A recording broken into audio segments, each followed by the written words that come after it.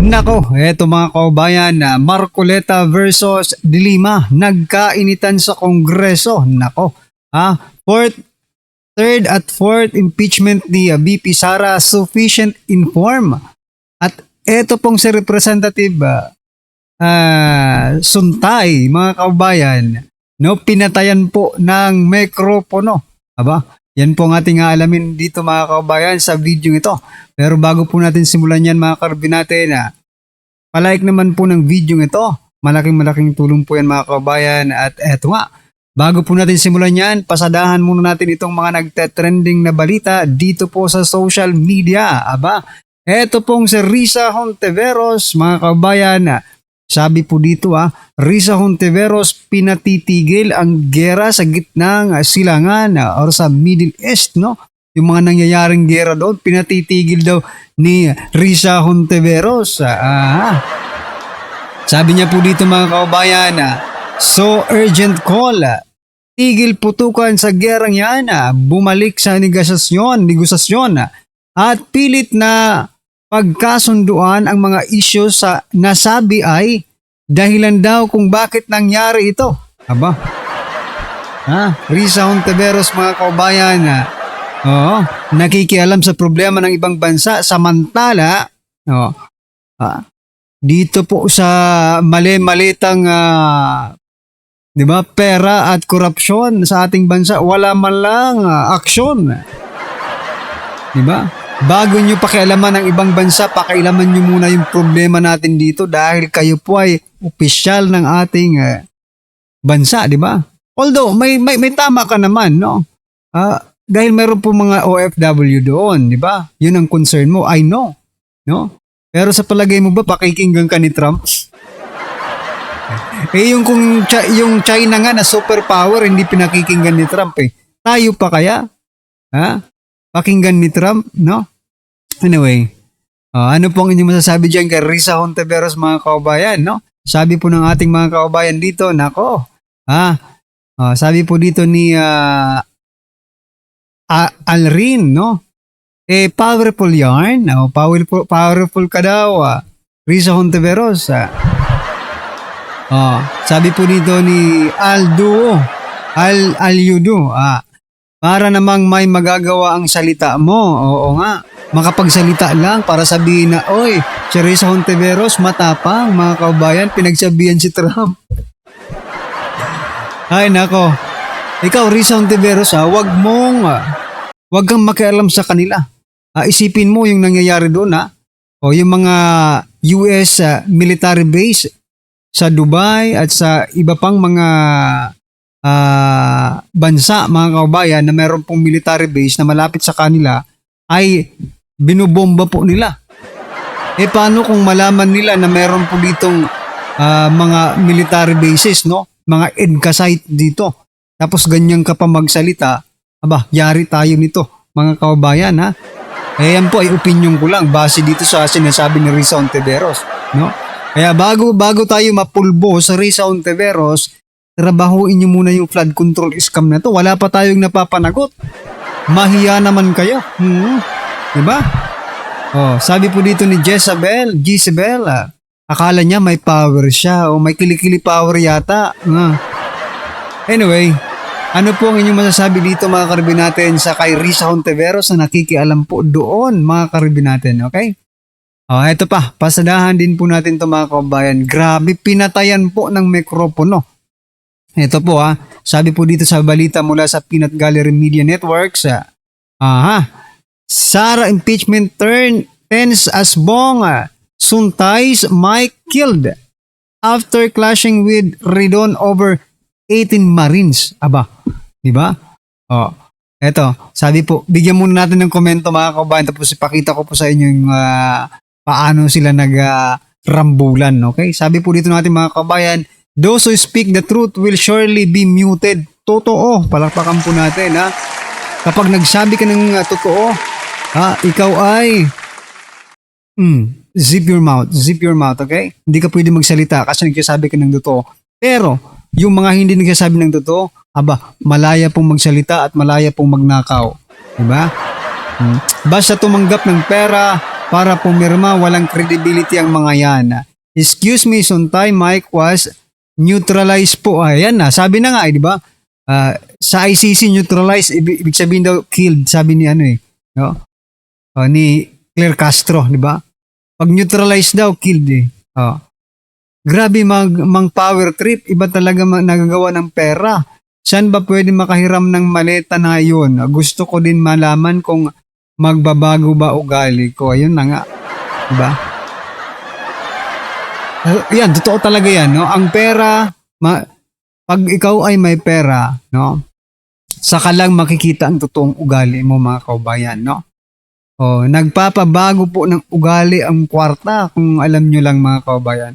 Anyway, eto, pakinggan po natin to, mga kaubayan, no? Ito po munang si Representative Suntay, tapos pasadahan din po natin si Marcoleta at si Dilima. Nako, grabe po ang kaguluhan ngayon sa House of Representatives dahil po sa impeachment ni VP Sara. Eto, pasok pa. We should proceed with fairness and without fear. Bottom line, we have to be impartial. That's why I would like to raise this. In the light of serious allegations contained in a joint affidavit issued last February 23, Yan na. that has been reportedly transmitted to the Office of the Ombudsman, there have been allegations that some members of Congress nakatanggap ng envelope, tanggap ng maleta. Ito'y naibigay, kung hindi sa opisina, the townhouse. So, let me finish. There's a point of order, the Honorable Suntay. This is not an allusion to prejudge the veracity of the allegation. Honorable Suntay, there is a point of order. This is also a point of That is order. the highest hierarchy among all the motions. The relevancy of this speech. No. Madam Chair, Yan na, pinapatayan na. this is very relevant because we are Honorable Suntay, please wait until he finishes with his point of order. The Honorable Terry Ridon is recognized. Kindly use a microphone which is okay. Madam Chair, the speech of our distinguished colleague is absolutely relevant to the question of sufficiency of form and substance in the matter. And more importantly, my understanding of what he's stating today is that he's probably accusing members of Congress, members of the House Committee on Justice, of receiving payments. Totoo naman eh, no? Sabi niya irrelevant daw, mga kaubayan, question, no? Para sa inyo irrelevant. Pero para sa taong bayan, no? It is very, very relevant, mga kaubayan. Bakit? Bakit importante po yan, mga kaubayan, no? Kasi dito po makikita, mga karibyo natin, na posibleng ngayong impeachment na ito, ang ginagawa nila, ay meron ng mga nakaabang na mga maleta. Or naibigay na yung mga maleta. Kaya dapat, imbestigahan muna ninyo yung mga sarili ninyo. Diba? Imbestigahan nyo muna yung mga tumanggap ng mali-malitang pera galing sa kaban ng bayan bago nyo tirahin si Vice President Sara Duterte. No? Para magkaroon kayo ng credibility, no? At accountability sa mga gagawin nyo dyan. Biruin nyo, ipapa-impeach nyo po yung VP Sara, no? Ipapa-impeach nyo si Vice President Sara Duterte, no? Na hindi naman tumanggap ng mali-malitang pera. Kayong mga nagpapa-impeach, kayo po ang mga tumatanggap ng mali-malitang pera. Nasaan po ang hustisya dyan, mga kaubayan? Diba? Ay, nako. Anyway, ano pong inyong masasabi dyan, mga karibin natin? Just comment down below. At eto, pasadahan naman po natin si Dilima. Eto, Dilima and Marcoleta. Pasok. Not yet, but as a forewarn, as a premonition or a warning, during the archiving of the impeachment at the Senate, Mr. Madam Chair, Mr. is to strike out the manifestation. Second, Madam Chair, there is a motion to strike out from of sufficiency of form. Thank you, Madam Chair.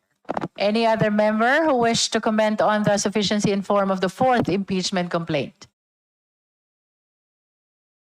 Nakita nyo na yan? Sabi nga kanya, di ba, pag ikaw ay nagsasabi ng katotohanan, di ba, pinatatahimik ka. Tulad din dito ni Marcoleta, mga kabayan, yung sinabi niya, pinatatanggal ni Dilima sa record, di ba? Strike out daw sa record. So bakit kailangan ni strike out? Dahil hindi po nila gusto ang sinasabi ni Representative Marcoleta. No more? Can we proceed to vote now? As agreed upon at the onset, after we conclude on the deliberation on all the impeachment complaints, which at this point we only have two, the third and the fourth impeachment complaint, we shall proceed to vote. The chair is now ready to hear the motion with respect to the sufficiency or insufficiency in form of the third impeachment complaint. Madam Chair. The Honorable Zamora. Madam Chair, I move to declare the third impeachment complaint as sufficient in form. There is a motion to declare the third impeachment complaint sufficient in form. Do I hear a second? Is there any objection? Hearing none. The chair declares the third impeachment complaint, that is Father Zabalia et al. Impeachment complaint, sufficient in form. So ruled. The chair is now ready. Grabe ang ngiti ni ano, no? Sino ito? Nakalimutan kong pangalan nito. Just comment down below kung anong pangalan nito. Grabe pang ngiti niya, di ba? Grabe pang ngiti niya. Parang ngiting tagumpay to. Ngiting tagumpay. Parang magtatagumpay na talaga sila. To hear the motion on the fourth impeachment complaint. The Honorable Padiernos. Madam Chair, I move to declare the fourth impeachment complaint as sufficient in form. There is a motion to declare the fourth impeachment complaint, that is Cabrera impeachment complaint, sufficient in form. Do I hear a second? The same has been seconded. Is there any objection? Hearing none. The chair declares the fourth impeachment complaint, that is Cabrera impeachment complaint, sufficient in form. So ruled.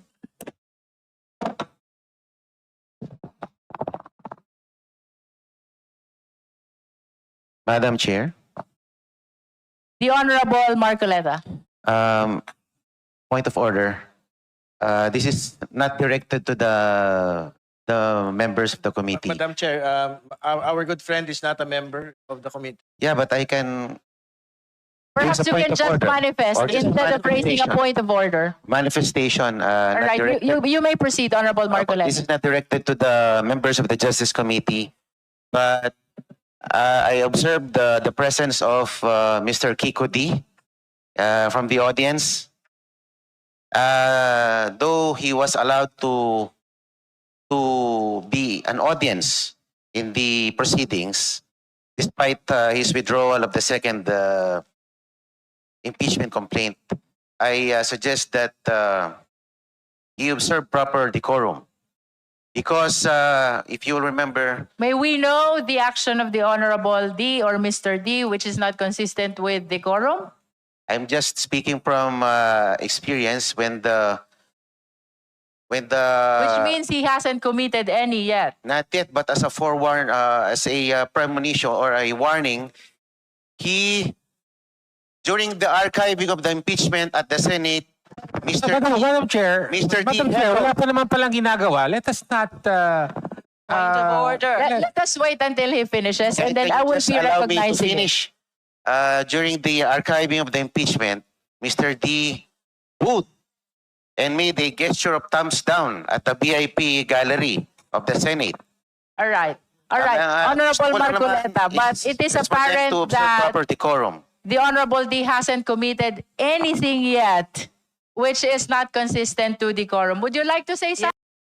Paano naging honorable yan, mga kaubayan? No? Si Kiko D, paano naging honorable yan? Representative ba yan? Congressman po ba si D? Di ba? Paano naging honorable yan?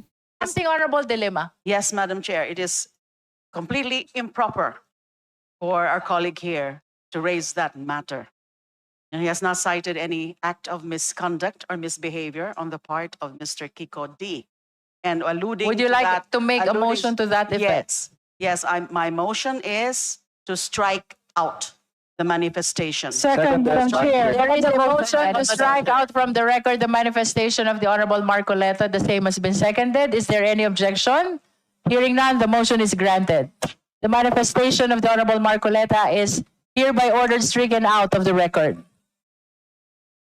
If there are no other matters which the members wishes to discuss, the chair is ready to hear your most favorite motion. Move to adjourn, Madam Chair. There's a motion to adjourn. The same has been seconded. No objection. Our meeting is suspended until tomorrow, 10 o'clock. So yan mga kababayan, masayang masaya po sila no, sa nangyayari ngayon sa impeachment ni VP Sara. Pero wag muna tayong pakakasiguro kasi maproseso pa ito mga kababayan. Pero isa lang pong napansin ko napakarami nila. No? Napakarami po nila. Sila din eh. Parang walang opposition, di ba? Si Congressman Marcoleta lang po nakita natin eh. At saka hindi pa member ng Justice Committee, di ba? Justice Committee ba yan? Hindi pa siya member mga kababayan. No? Kaya itong mahirap dito, no? Posible talaga eh. No? There is a possibility na ma-impeach po si VP Sara because of this is numbers game, no? Pero marami naman pong nagpaabot na ng suporta kay VP Sara na hindi sila papanig, no? Dito po sa impeachment na to. So hopefully, no, madagdagan pa yung sumusuporta kay VP Sara para mapahiya po ang mga nayupak na ito, di ba? Ayan mga kababayan, ano pong inyong opinion, reaksyon patungkol po sa video ito? Just comment down below. At syempre mga kababayan, huwag din pong kalimutang i-like po ang video ito. Malaking tulong po yan mga kababayan. Maraming salamat po.